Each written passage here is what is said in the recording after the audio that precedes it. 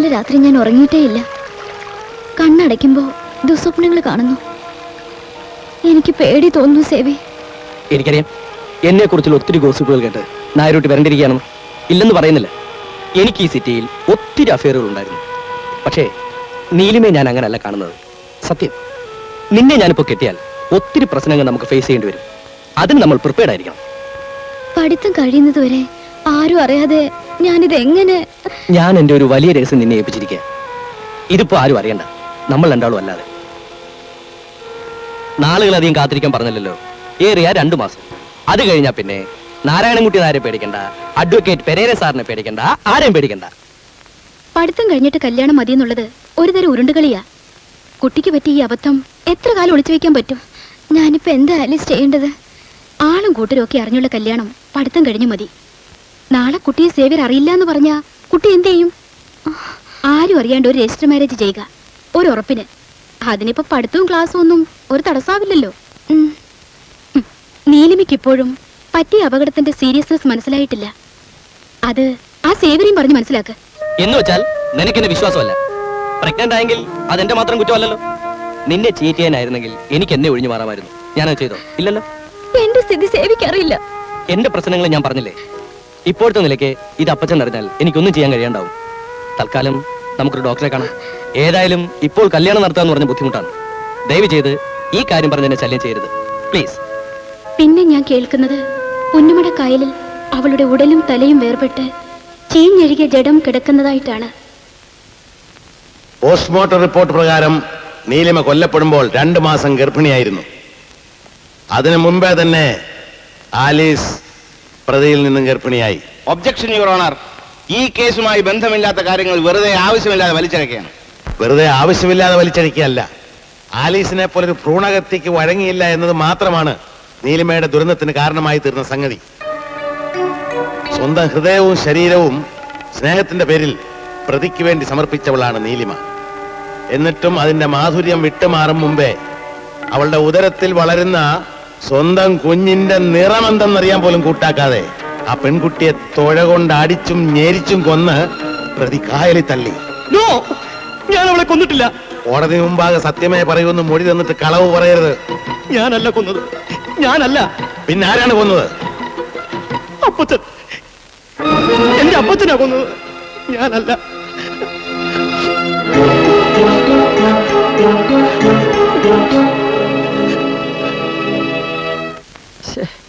എത്ര പാടുപെട്ടാണ് നമ്മൾ ഈ കേസ് ഇത്രടം വരെ എത്തിച്ചത്.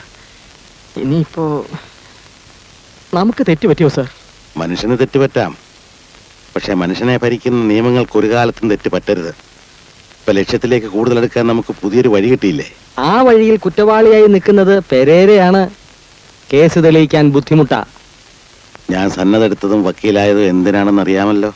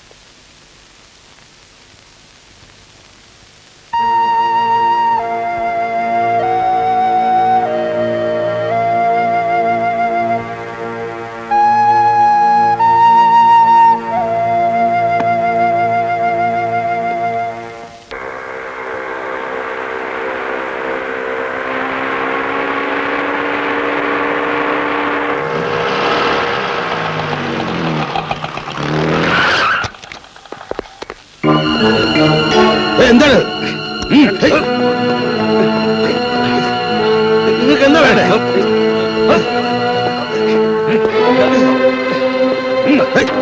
എന്ത് എന്താ വേണ്ടത്? എന്താ ഇത്? നിങ്ങൾക്ക് എന്താ വേണ്ടെന്ന് പറയണം.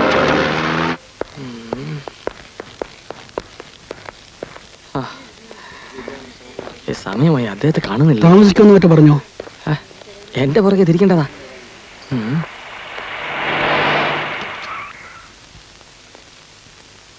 നമസ്കാരം സർ. രക്ഷപ്പെടാൻ എന്തെങ്കിലും പഴുതുണ്ടോ സർ? ഈ കേസിന്റെ വിചാരണ നടക്കില്ല. എന്നെ ശിക്ഷിക്കണമെന്ന് വാദിക്കാൻ KP മേനോൻ ഈ കോടതിയിലെത്തില്ല.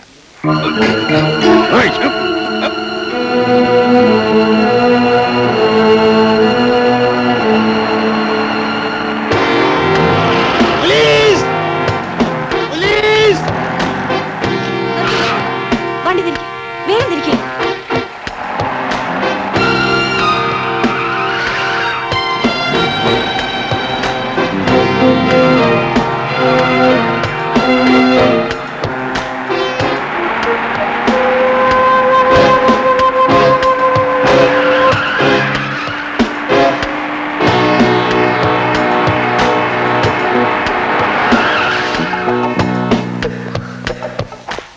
Get down. ഇറങ്ങ. Come on.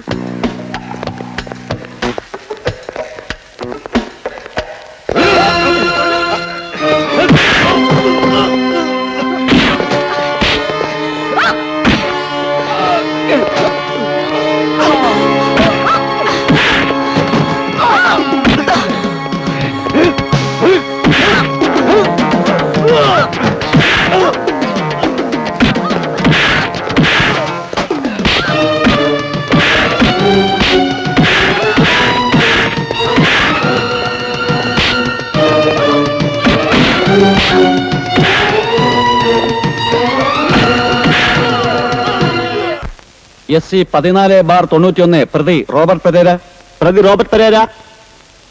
പ്രതി ഹാജരുണ്ട്. Yes, prosecutor continue evidence. Prosecutor എത്തിയിട്ടില്ല. ഈ കേസിന്റെ വിചാരണ പലവട്ടം മാറ്റിവെപ്പിച്ച പ്രോസിക്യൂട്ടർ ഇന്നും കോടതിയിൽ ഹാജരാകാതിരിക്കുന്നത് മനഃപൂർവ്വമാണ്. പ്രതിക്കെതിരെ പ്രോസിക്യൂഷന് ഒരു തെളിവും ഹാജരാക്കാനില്ല എന്നാണ് ഇത് തെളിയിക്കുന്നത്. So this case may be dismissed, your honour. No, prosecutor ഹാജരുണ്ട്. Yes, proceed. ഒരു സേവിയറെ പ്രതിയാക്കി ഇതേ നീലിമ കൊലക്കേസ് ഈ കോടതി മുമ്പാകെ കൊണ്ടുവന്നതും അതിൽ അന്വേഷണം നടത്തിയതും നിങ്ങളല്ലേ? അതെ. ആ കേസ് വിധി ആകുന്നതിന് മുമ്പേ പിൻവലിക്കാൻ കാര്യം? പ്രതി നിരപരാധിയാണെന്ന് തോന്നിയതുകൊണ്ട് പിൻവലിക്കാൻ ഗവൺമെന്റ് സാങ്ഷൻ ഉണ്ടായിരുന്നു. എത്ര നാളായി നിങ്ങൾക്ക് IPS കിട്ടിയിട്ട്? 5 വർഷം. ഈ ജോലിയിൽ 3 വർഷം. അന്ന് മുതൽ ഇന്ന് വരെ അന്വേഷണം നടത്തിയ എല്ലാ കേസുകളിലും നിരപരാധികളെ പ്രതിയാക്കിയാണോ കേസ് ചാർജ് ചെയ്തിട്ടുള്ളത്? ആരുടെയോ താല്പര്യം സംരക്ഷിക്കാൻ വേണ്ടി വെറുതെ പ്രതിക്കെതിരെ ഒരു കള്ളക്കേസ് ഉണ്ടാക്കുകയല്ലേ നിങ്ങൾ ചെയ്തത്? അല്ല. പിന്നെയോ? കേസിനെ പറ്റി നടത്തിയ കൂടുതൽ അന്വേഷണങ്ങളിൽ പല പുതിയ വിവരങ്ങൾ ലഭിച്ചു. ആലീസിനെ വീണ്ടും ചോദ്യം ചെയ്തപ്പോൾ നീലിമ എടുത്ത അവസാന തീരുമാനങ്ങളെക്കുറിച്ച് വ്യക്തമായി അറിയാൻ കഴിഞ്ഞു. പറയുമ്പോൾ കുട്ടിക്ക് വിഷമമാകും. സേവ്യർ ഇങ്ങനെയൊക്കെയോ പറയുമെന്ന് എനിക്കറിയാമായിരുന്നു. ഒരിക്കൽ അയാൾ എന്നോട് ഇതൊക്കെ പറഞ്ഞിരുന്നതാണ്. പക്ഷെ എന്റേതായിട്ടുള്ളതെല്ലാം നഷ്ടപ്പെട്ടിരുന്നെങ്കിലും നീലിമയുടെ അവസ്ഥയായിരുന്നില്ല എനിക്ക്. അതെന്റെ സാമർത്ഥ്യം. ഞാൻ ഇനി സേവ്യറെ കാണും. എനിക്കറിയാം സേവ്യറിന് എന്നെ വെറുക്കാനാവില്ലെന്ന്. എനിക്ക് വിശ്വാസമില്ല. ഞാനൊരു കാര്യം തീരുമാനിച്ചു. ഞാൻ സേവ്യറിന്റെ അച്ഛനെ കാണും. എല്ലാം പറയും. ഇതിനെക്കുറിച്ച് ആലോചിച്ച് കുട്ടി വറിയിടാവണ്ട. ഞാൻ ഇന്ന് തന്നെ സേവറിനോട് പറയാം. പിന്നെ ചില കാര്യങ്ങൾ എനിക്ക് നിങ്ങൾ രണ്ടാളെ ഒരുമിച്ച് നിർത്തി സംസാരിക്കാനുണ്ട്. അതുകൊണ്ട് നാളെ പ്രാക്ടീസ് കഴിഞ്ഞ് നിങ്ങൾ സായി കോംപ്ലക്സിൽ വെയിറ്റ് ചെയ്യുക. 5 മണി കഴിഞ്ഞ് ഞാൻ അവിടെ എത്താം. ഓക്കെ? ശരി.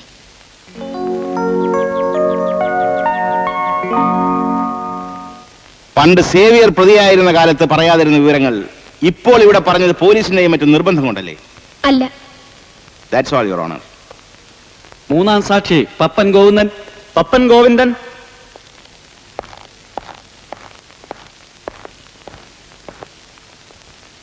യുവർ ഓണർ, ഈ സാക്ഷി ഒരു ഊമയാണ്. അയാളുടെ ആംഗ്യങ്ങൾ ഇന്റർപ്രറ്റ് ചെയ്യാൻ എക്സ്പെർട്ട് ഹാജരുണ്ട്. യെസ്.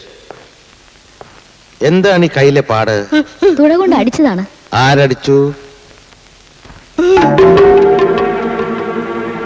എന്തിനാ അടിച്ചത്?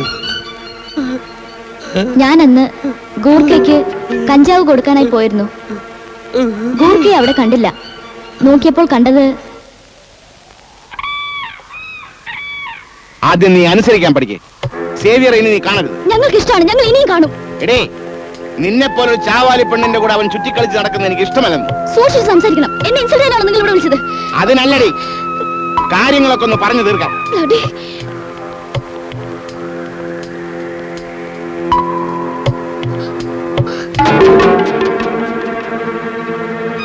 പറയുന്നത് അനുസരിച്ചില്ലെങ്കിൽ ജീവനോടെ പോകാമെന്ന് കരുതട്ട.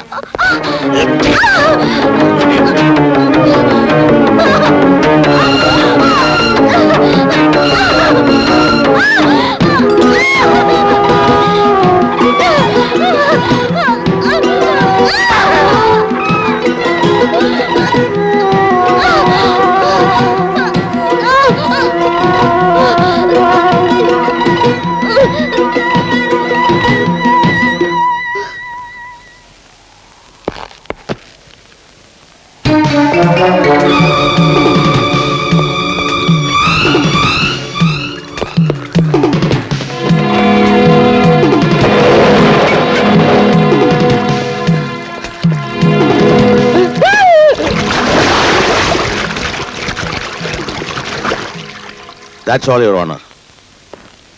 ഇടയിൽ നിൽക്കുന്ന ഒരു ഇന്റർപ്രറ്റർക്ക് ഊമയായ സാക്ഷിയുടെ മൊഴി എങ്ങനെയും വ്യാഖ്യാനിച്ച് മാറ്റാവുന്നതേ ഉള്ളൂ. അതുകൊണ്ട് ഈ സാക്ഷിമൊഴി വിശ്വസനീയമല്ല, your honour. No. Expert evidence ഏത് കോടതിക്കും വിശ്വസനീയമാണ്. വിശ്വസിച്ചേ പറ്റൂ. അതിന് റൂളിംഗ് ഉണ്ട്. Call the next witness. സാക്ഷി സേവ്യർ പെരേര. Xavier Pereira.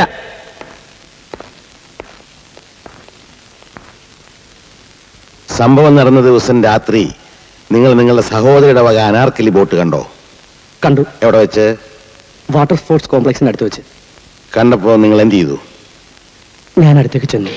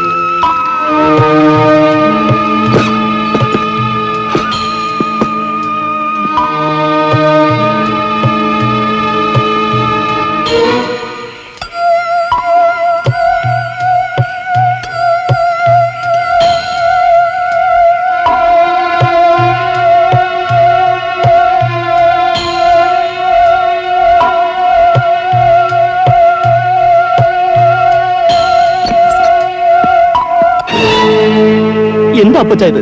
എനിക്കൊരു അബദ്ധം പറ്റി. അവളെ ഞാൻ കൊന്നു. എനിക്കത് ചെയ്യേണ്ടി വന്നു, നിനക്ക് വേണ്ടി. കൊല്ലും തന്നെ ഞാൻ. ഇത് എത്രയും പെട്ടെന്ന് മറവ് ചെയ്യണം. എന്നെ അനുസരിച്ചില്ലെങ്കിൽ ഈ കൊലയ്ക്ക് ഉത്തരവാദി നീയാകും. എല്ലാ തെളിവുകളും നിനക്കെതിരെ കൊണ്ടുവരാൻ എനിക്ക് കഴിയും.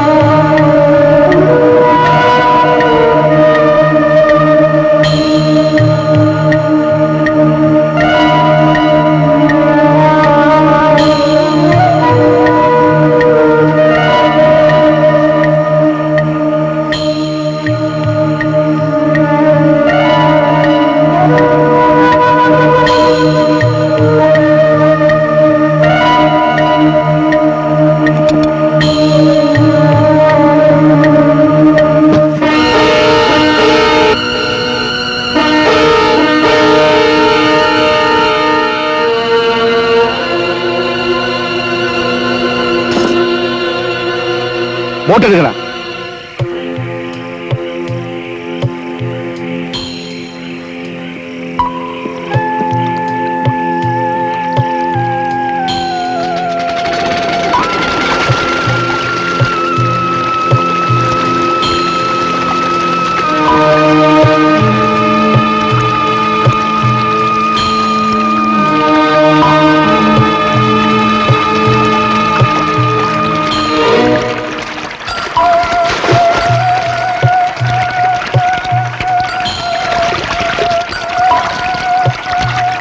നീലിമ കൊലക്കേസിൽ പ്രതിയായി മുമ്പ് നിന്നെ അറസ്റ്റ് ചെയ്തപ്പോഴും അന്വേഷണം നടത്തിയപ്പോഴും കുറ്റവാളി നിന്റെ അപ്പനാണെന്ന് എന്തുകൊണ്ട് പോലീസിനോട് പറഞ്ഞില്ല? ചോദിച്ചത് കേട്ടില്ലേ? അപ്പച്ചൻ പറഞ്ഞിട്ട് എനിക്ക് വേണ്ടി വാദിച്ച് എന്നെ വെറുതെ വിടാൻ നേരിട്ട് സ്വയം രക്ഷപ്പെടാൻ വേണ്ടി അപ്പനെതിരെ ഒരു മാപ്പ് സാക്ഷിയായി കോടതിയിൽ കള്ളമൊഴി കൊടുക്കാമെന്ന് ആരോടെങ്കിലും വാക്ക് കൊടുത്തിരുന്നു? ഇല്ല. കണ്ടത് മാത്രം പറയാനാണ് ഞാൻ ഇങ്ങോട്ട് വന്നത്. കാണാത്തത് കണ്ടെന്ന് പറഞ്ഞിട്ട് ഇനി എനിക്കെന്ത് നേടാൻ? No no your honour, he's a lunatic. സാക്ഷിക്ക് ഭ്രാന്താണ്. സ്വബോധം നഷ്ടപ്പെട്ട എന്തെങ്കിലും പുലമ്പുന്ന ഭ്രാന്ത്. കുറ്റകൃത്യങ്ങൾക്ക് തെളിവുകളായപ്പോ ഈ കേസിലെ യഥാർത്ഥ പ്രതിക്കാണ് ഭ്രാന്ത്. പ്രതി ചെയ്ത കുറ്റകൃത്യത്തിന്റെ മുഴുവൻ തെളിവുകളും ഞാൻ കോടതി മുമ്പാകെ ബോധിപ്പിച്ചു കഴിഞ്ഞു. ആ തെളിവുകളും കേസിലെ 20ഓളം സാക്ഷികളുടെ മൊഴികളും പ്രതിക്ക് കുറ്റകൃത്യത്തിലുള്ള പങ്ക് പൂർണ്ണമാക്കുന്നു. ഇതിനെയെല്ലാം അതിജീവിക്കാൻ പ്രതിഭാഗത്തിനു വേണ്ടി പ്രതി തന്നെ നടത്തിയ വാദങ്ങൾക്ക് കഴിഞ്ഞിട്ടില്ല. ശവശരീരത്തിൽ കണ്ട വസ്ത്രം, ഡയമണ്ടിൽ പറ്റിയ രക്തം, അതേക്കുറിച്ച് മാത്രമേ പ്രതി തർക്കം ഉന്നയിച്ചിട്ടുള്ളൂ. അതിൽ വസ്ത്രം പ്രതി തന്നെ നേരിട്ട് വാങ്ങിയിട്ടുള്ളതാണെന്ന് കടയുടമ മൊഴി തന്നിട്ടുണ്ട്. ഡയമണ്ടിൽ കണ്ട രക്തം പ്രതിയുടെ തന്നെയാണെന്ന് ഡോക്ടർ മൊഴി തന്നിട്ടുണ്ട്. ഒബ്ജക്ഷൻ യുവർ ഓണർ, പ്രതിയുടെ ശരീരത്തിൽ മുറിവുണ്ടായതിന് തെളിവില്ല. മുറിവില്ലാതെ എങ്ങനെ ഡയമണ്ടിൽ ചോര പറ്റും? ശരീരത്തുണ്ടായ മുറിവിന് തെളിവുണ്ട്. മരുന്ന് വെച്ച് കിട്ടിയ ഡോക്ടറുടെ സർട്ടിഫിക്കറ്റ്. ഇല്ലാത്ത മുറിവിന് ഡോക്ടർ സർട്ടിഫിക്കറ്റോ?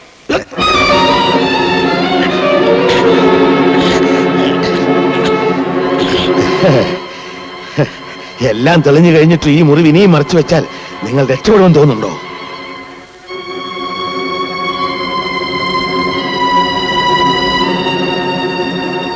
ഈ പ്രതി ഇതിനു മുമ്പ് ഇതുപോലുള്ള പല കുറ്റകൃത്യങ്ങളും ചെയ്തിട്ട് അതിൽ നിന്നെല്ലാം സമർത്ഥമായി രക്ഷപ്പെട്ടിട്ടുള്ളവനാണ്.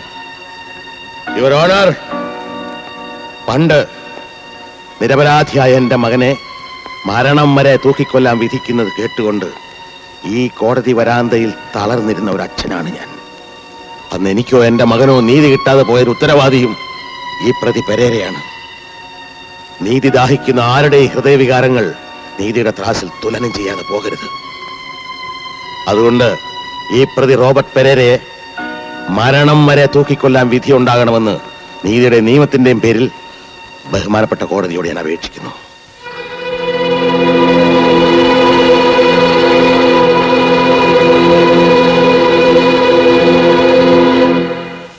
നിയമം മനുഷ്യന് പരിരക്ഷയായി തീരേണ്ട പ്രത്യേക അവസ്ഥയിൽ നിയമജ്ഞനായ പ്രതി കാട്ടിക്കൂട്ടിയ കുറ്റകൃത്യം നമ്മുടെ ജുഡീഷ്യറിക്ക് ആകെ അപമാനമാണ്.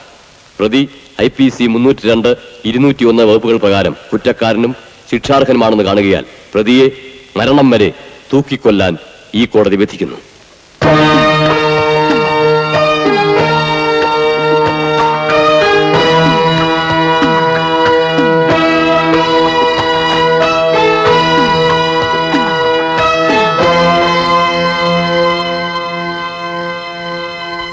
ഒരു യുഗം കഴിഞ്ഞ പോലെ തോന്നുന്നു എനിക്ക്. സൂസമ്മ ഒരു ദിവസം വീട്ടിൽ വരണം കേട്ടോ.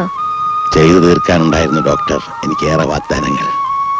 വീട്ടാനുണ്ടായിരുന്ന പഴയ കടങ്ങളൊക്കെ ഞാൻ വീട്ടി. എല്ലാ അർത്ഥത്തിലും ഞാൻ ഫ്രീ ആയി. 2 ദിവസമായിട്ട് മാധവിയമ്മ പോകാൻ തയ്യാറായിട്ട് നിൽക്കുക. എപ്പോഴും ചോദിക്കും സാറ് വന്നോ. ഡോക്ടറോടുള്ള എന്റെ കടപ്പാട് മരിച്ചാലും മറക്കാനാവില്ല. നമുക്ക് വീട്ടിലേക്ക് പോകാം.